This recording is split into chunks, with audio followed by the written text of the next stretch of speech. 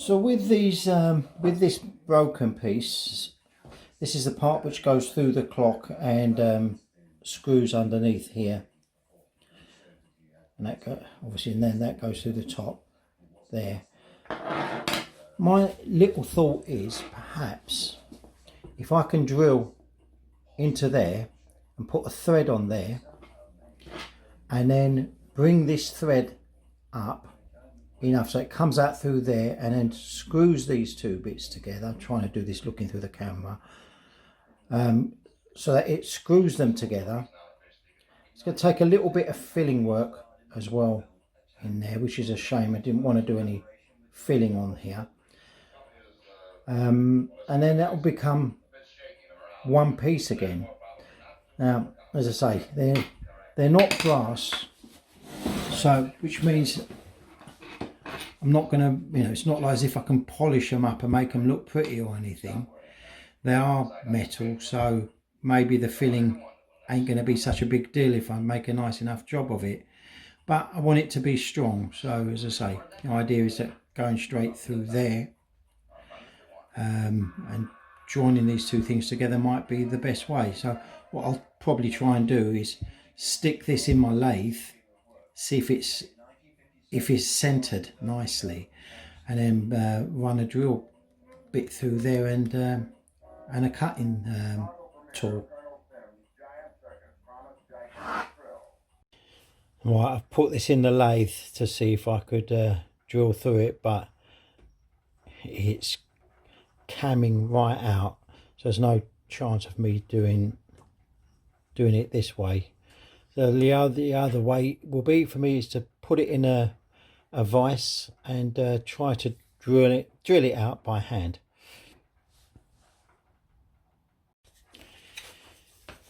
Right, got these, my homemade soft jaws, a couple of bits of wood with magnets put in them. So that'll go there. Stick that in there like that, and see if I can I don't know, there's a little indentation there. I'm going to see if I can drill into that. Alright, my drill bits are not that sharp. Let's have a go.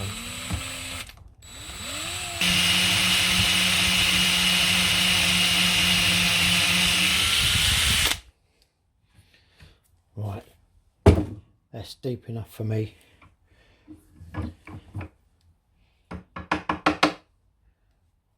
It's a deep enough hole. So all I need to do is open it up slightly to be the size of the thread that I've got over there, and then tap it in.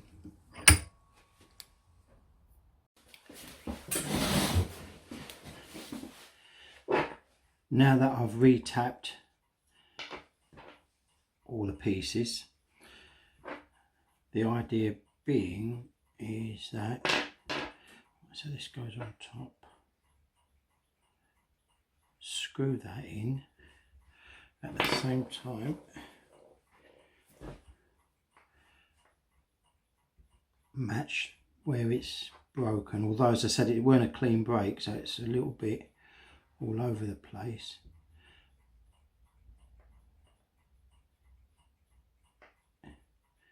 And screw this thread into both of them at the same time. Let's get that thread just poking through.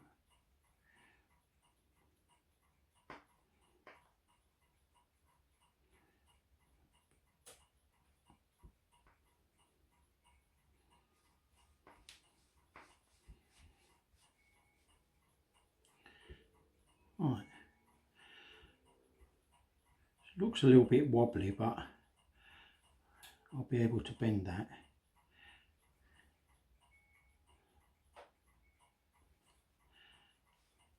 Let's see what that looks like on the clock.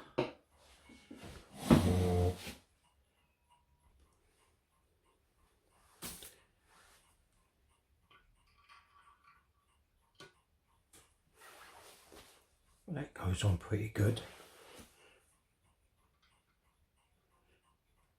this little thing here, it's not entirely symmetrical anyway, so I'm never going to get a, you know, like the perfect fit on it, but nevertheless I'm going to bend it a little bit to the direction I want it to go, fill in the cracks, and I'll probably use milliput for that just because it's easy, and I know I'm going to, all these bits are going to be black anyway, and that's a job done, and a good job, but a strong job anyway.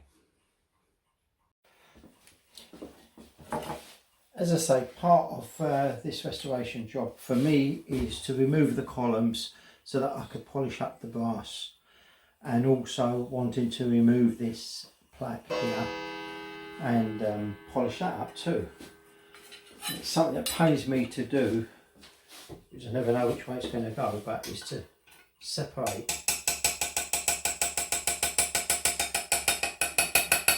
the panels. I'm worried that they'll crack in the process, but the one good thing is that where it's held together by plaster of Paris, it's not a great bond.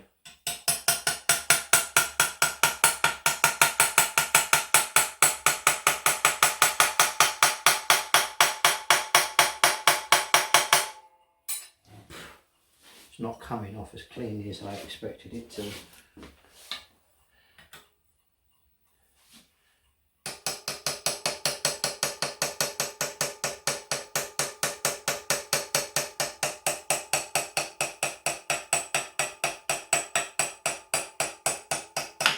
Oh, I heard a crack there.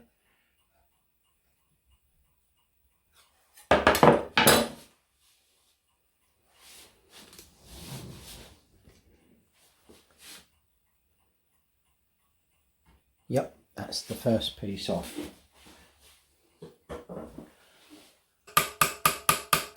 I'm listening for a change of tone while I'm tapping away.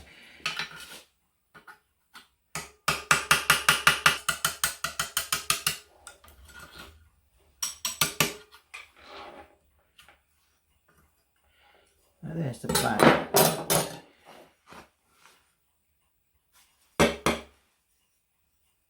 It's quite a solid piece of brass, this, as opposed to the previous clock where it was almost tin foil like. So that's the second bit. Now, third bit is to remove this. I can lift out the columns.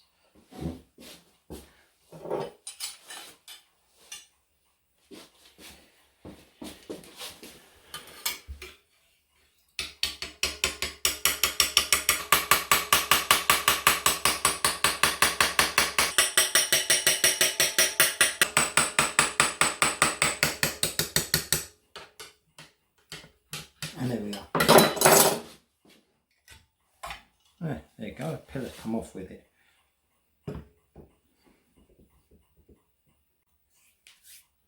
So next up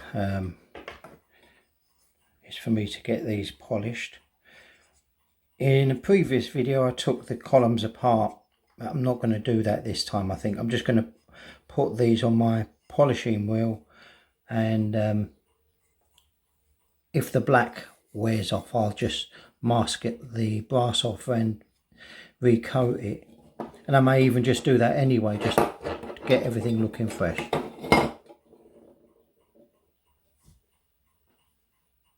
Excuse the sound of the ultrasonic. I'm giving the movement parts a second wash, this time with fresh fluid because the first lot was a bit dirty. So I just wanted to show you when I clean up one of these and what they end up looking like.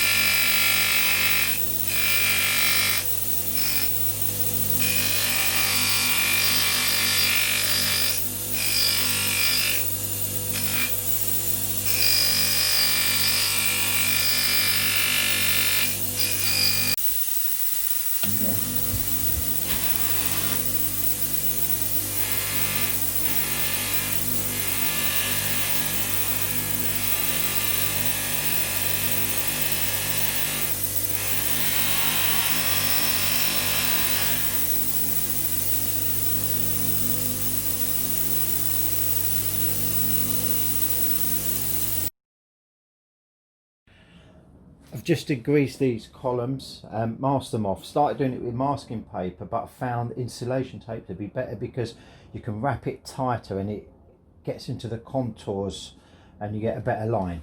So give them a few light coats of satin black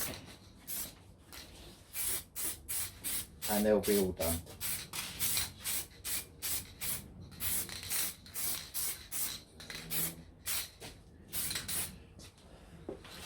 I'll let that first coat dry, give it another coat and we're finished. The overall condition of this clock is really good. There are no major chips on, tiny little chips which I'm going to leave. So with this one, all I'm going to do is give it a good clean with methylated spirits and go ahead and give it a coat of Marblack.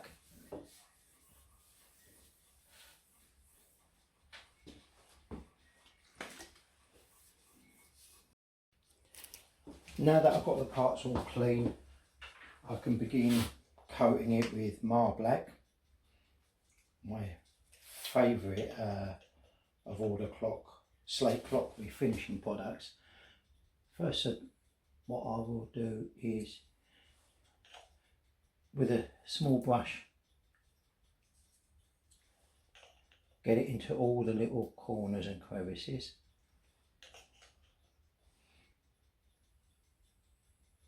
Wherever there's a joint, as I say, I like the paintbrush because it actually gets it to weep in between the plates.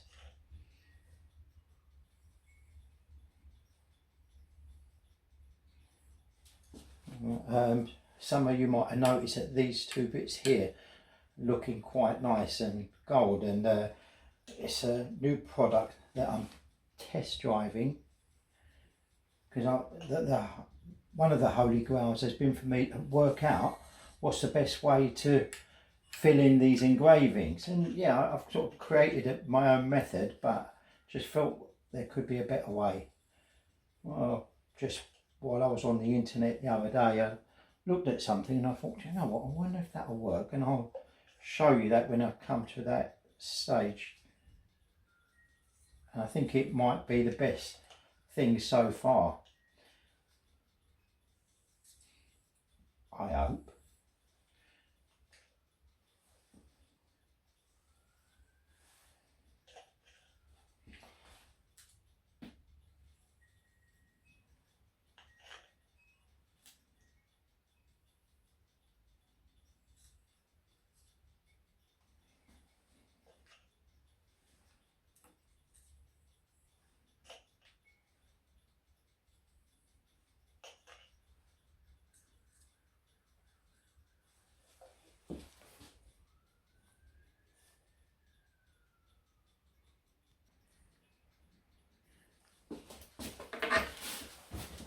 So there's the first coat of Marblack. I'm going to leave that now till tomorrow morning and give it its first polish and come back and give it another polish, another go of Marblack rather, and then start putting the clock together. On a good note, the mechanism is working perfectly. I've got it up on my test stand up there and it hasn't stopped since yesterday. So that's a good sign. I've managed to get all the striking mechanism synchronized. I never really know how I do it. That's why I don't think I'll be able to explain what I've done, because there's a lot of trial and error with me yet. Until I've actually understood properly what I've done, I'm not going to bother trying to confuse you guys. I've finished applying Marblack to the case. There are areas where for some reason it absorbs it better than others, and I don't quite understand. I've got a bit of shading which you might be able to see where the pillars stand, and it's a bit strange why it does that, and I can't get rid of it. Anyway, apart from that, once the pillars go on, that won't look too bad at all. But apart from that, I've had a go at doing the new, or using this new stuff for the engravings, the etchings there as you see. This is what I've been using. It's where's the writing on it? Peebo, let's get me a close up. There you go. Gilding wax by a company called Peebo or something like that. Anyway, so I'm forever trying to find out different ways of doing restoring these clock cases, and sometimes I get good ideas, sometimes not so good ideas. But as you can see down the bottom here, I'll just show you it in a close up. It's actually not come out too bad. It's a bit of a messy process, but the lines are much more sharper than when I do it using the painting method. Anyway, I'm just like, this is sort of kind of an ongoing experiment for now, but if it all turns out looking as good as that, I'll be happy. And I'll show you the process I used. I'll apply the wax to this little area here and show you how I've done it. Now this is what it looks like. Just a creamy wax, like butter. And I grab a little bit on the blade and spread it into it, scraping away the excess as best as I can.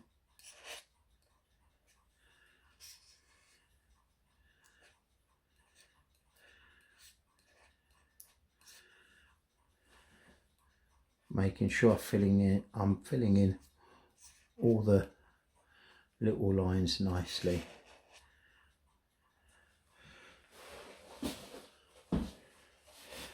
Clean the blade off and go over it, taking off as much as the excess, or if you need to fill in a little bit more anywhere.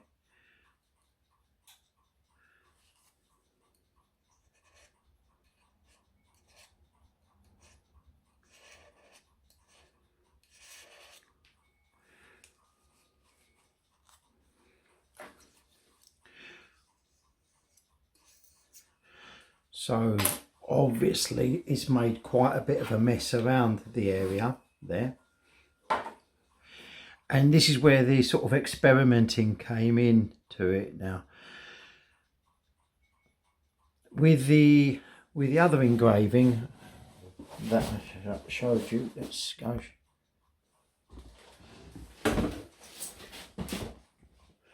With this area, what I did was I used some methylated spirits on a little pad wrapped with a piece of tissue and just wiped across it. Now it smeared it quite a lot to begin with, but because it was picking up out of the engraving, it was sort of sucking it out a bit, which is why I was using a flat pad, hoping that it would sort of take off. Here's what I was using, like this rubber pad just wrapped with a piece of tissue, and the idea just, you know, going like that. And it seems to have cleaned it up. It's not 100% perfect because the wax has, again, difficult to see in this shot. Maybe I can even show you. That's it, you might be able to see that. There are areas where the marble isn't as smooth as it could be, and the wax is sort of lodged into the little scratches and things like that. Now, in this photograph, it looks really bad, but when you see it with your eye, it's nowhere near as bad. It's hardly noticeable, and you'd sort of see it like that. That's how I'm seeing it, really. So that's the process I've been using. So again, I've wrapped my little rubber squeegee thing with a bit of tissue, and I put a little bit of methylated spirits on there, and let's see if I can get it as good as what I did over there. See how it comes off. That hasn't done too badly there.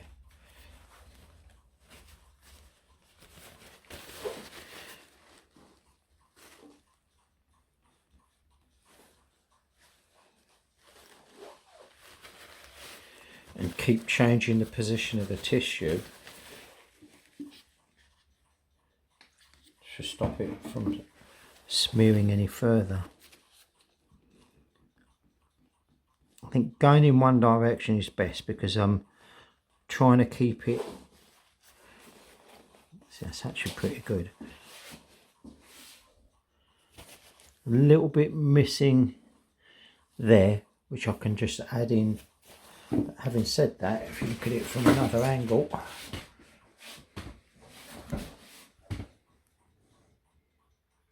it's not as bad, but I will fill that in again. But that's the method that I used for that area. And then at the end of it, I'll leave this wax now to dry for 24 hours and then just polish the clock over with my microcrystalline wax,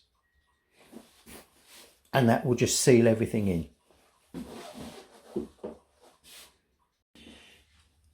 I've given this 24 hours to dry, and to get rid of the smear marks from around the engravings, I'm using my crystalline wax. Just go over it with my finger.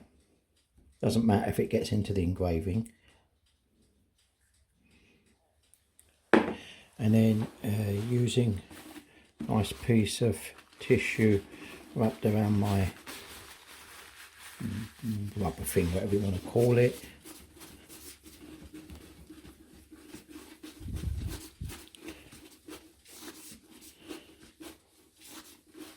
There you go.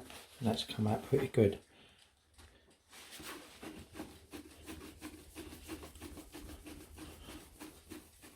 And that's giving it a nice shine. All in all, it's a pretty good way of doing the engravings. There are areas which I need to touch up, but I think I might just do them using a little stick or something like that, toothpick or something similar, rather than going through the whole process of refilling them in and waiting another 24 hours. I'm just too impatient for that.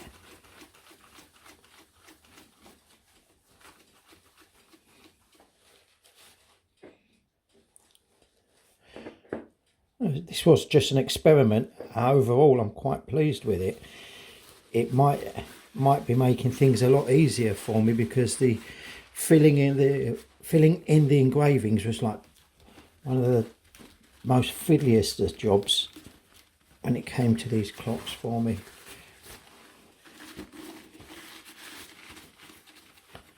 It definitely speeds it up anyway. And I'll just proceed to carry on waxing the rest of the clock as well while I'm at it. The good thing about this wax is that it does dry very quickly and very hard as well.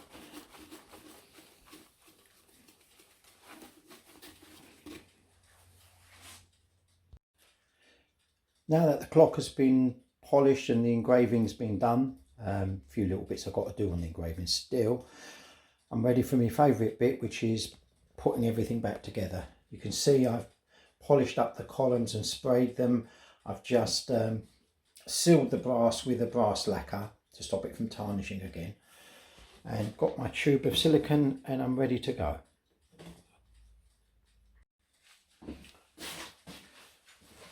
First job will be, I'm going to put a little bit of silicone in each one of these holes here where the columns are located.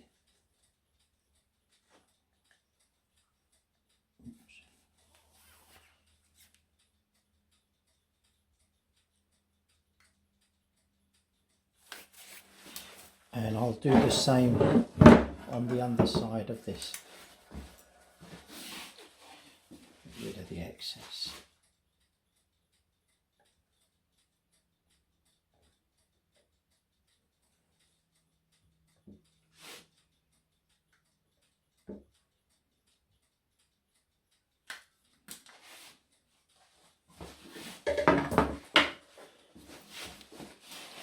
Next, just place the columns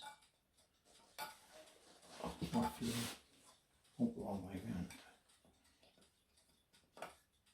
roughly in place.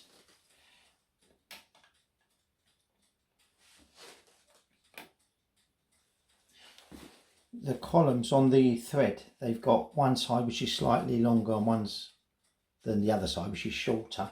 The short side goes at the top of here because it's a narrow piece of slate.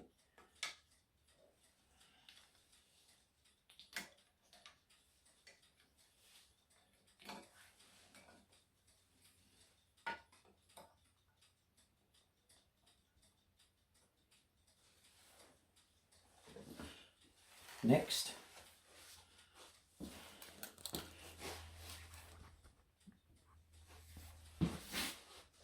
put some silicone on the top of this clock here.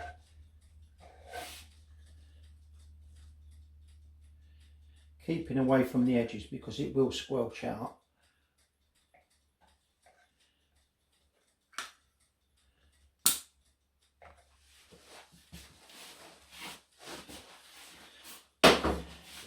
Now the task of putting the top on and locating the threads.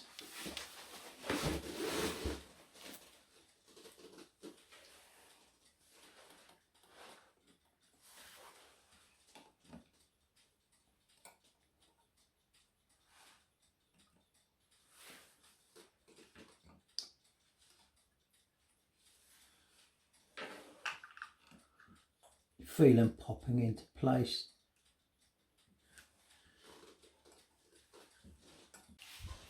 And that's the first part of the job done. Next I'm going to replace the plaque, and here it is. I've decided to spray it gold because I prefer it looking all nice and shiny than black. May not be correct, but as I always say, this is all for me. I don't sell these clocks. Again, with a bit of silicone on the back of that, making sure I've got it the right way up, and that's in place.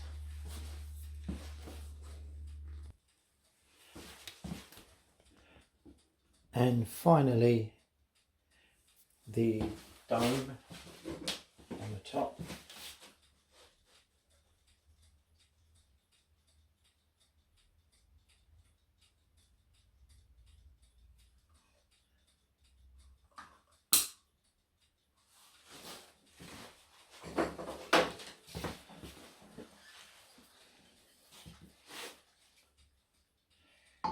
It's always easier starting from the back because it's a straight line from the back. Everything at the back is flush.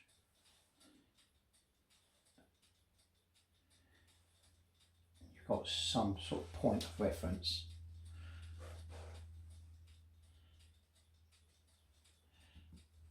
And there's the dome.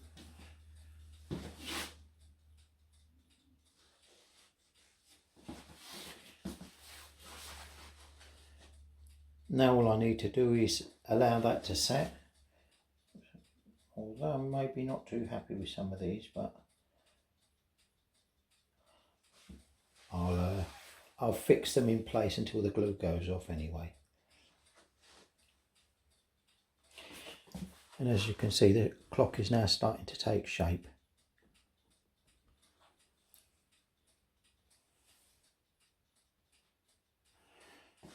The final job for the case is these bits. Again, I've sprayed these gold to match the plaque.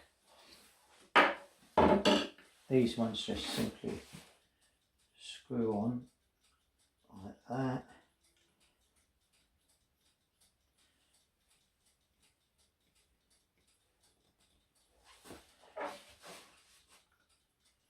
And like that.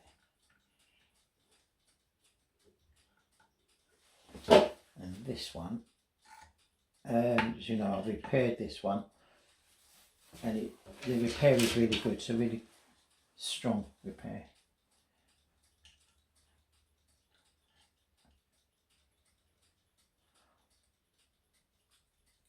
That's it, and that also serves as a clamp between the two pieces or the three parts of the clock to hold everything together while it goes off.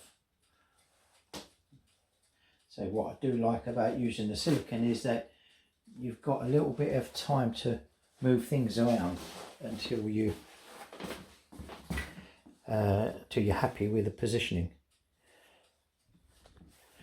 And there's what the finished item is beginning to look like. The mechanism's all ready to go in. All I've got to do left with the mechanism, well, with the actual clock part itself, is polish up the bezel and decide what I'm going to do with the back cover as well. And that's it, ready for the shelf. Here it is, all finished.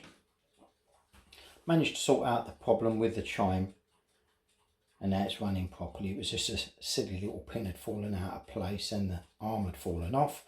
But other than that, now it's running perfectly. And let me just show you.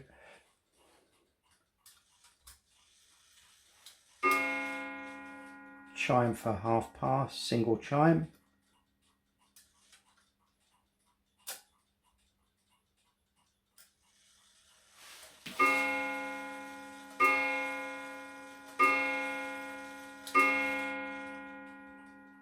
And there you go.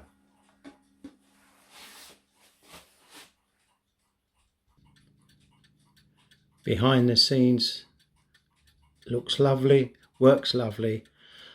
I'm obviously going to have to calibrate it for time, but very happy with the whole thing.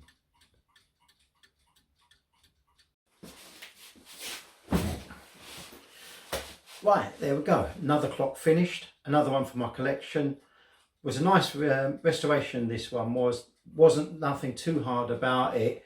We had the issue with this broken part up there, but that's been repaired and that's never going to fall apart again.